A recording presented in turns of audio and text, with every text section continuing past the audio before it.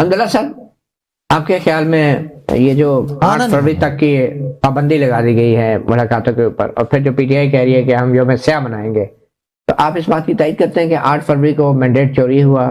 کئی دفعہ مولانا صاحب نے بھی اس کا ذکر تو کیا، تو کیا یوم سیاہ منانے کا ان کا حق ہے، اور اس سب کے باوجود بھی ملاقات کا بھی ان کا حق ہے؟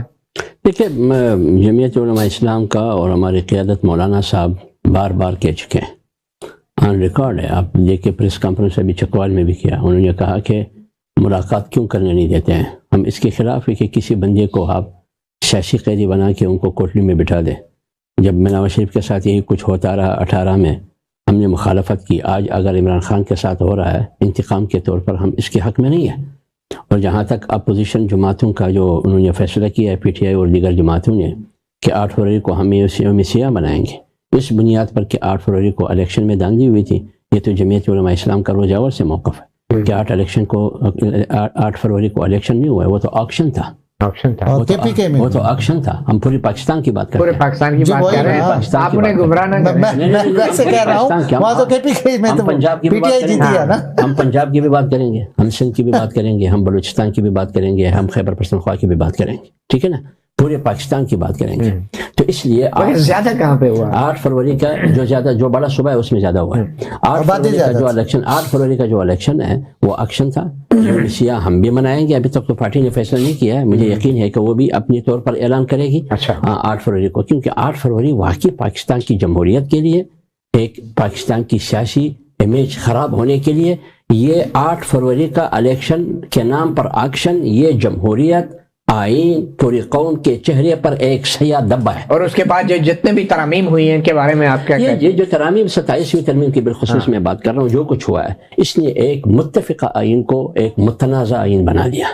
اب آج اس 27ویں ترمیم کے بعد آپ اس متفقہ آئین کو متفقہ آئین نہیں کہہ سکتے ہیں، وہ ایک متنازع آئین بن گیا۔ دوسری بات یہ ہے کہ ترامیم کس مقصد کے لیے ہوتے ہیں؟ ترامیم ہوتی ہے قوم کے مفاد میں ہو یا ملک کے مفاد میں ہو۔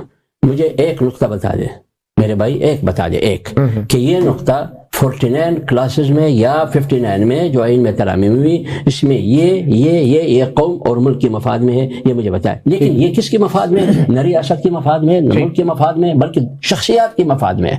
اور چوتھی بات ہے کہ یہ قومی مفاد اور قومی سلامتی کے نام پر ملک کے ساتھ بھی کھلواڑ کیا جا رہا ہے، جمہوریت کے ساتھ بھی کھلواڑ کیا جا رہا ہے۔ کیوں بھائی؟ یہ کیوں کر قومی مفاد؟ ایک وزیر اعظم کو بٹھا دو، یہ قومی مفاد میں، اسی میں وزیر اعظم کو ہٹاؤ، وہ جو کل غدار تھا اس کو لا کے بٹھاؤ، اس کو جیل میں ڈال دو، کیوں کر رہے ہو بھائی؟ قومی مفاد میں، کیونکہ قومی سلامتی خطرے میں ہے۔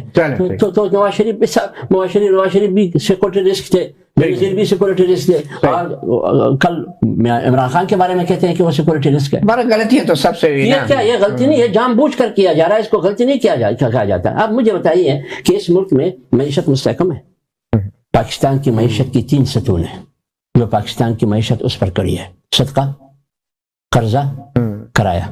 بالکل صحیح۔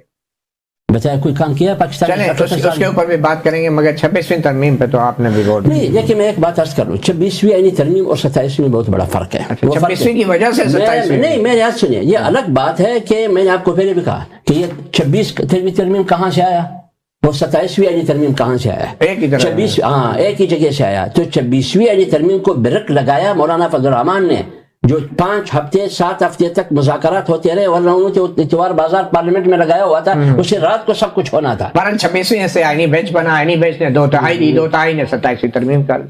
نہیں، آئینی بینچ بنا جو کچھ بھی ہوا، اگر آپ کی ججز اس کو غلط استعمال کرتے ہیں، اگر جو لیڈنگ پارٹی ہے وہ غلط استعمال کرتے ہیں، بہرحال آپ سے بات خلافی بھی ہوئی نا، وہ چیف جسٹس کسی اور کو بنا دیا، ایک بار نہیں ہوئی، بار بار ہوئی، کئی بار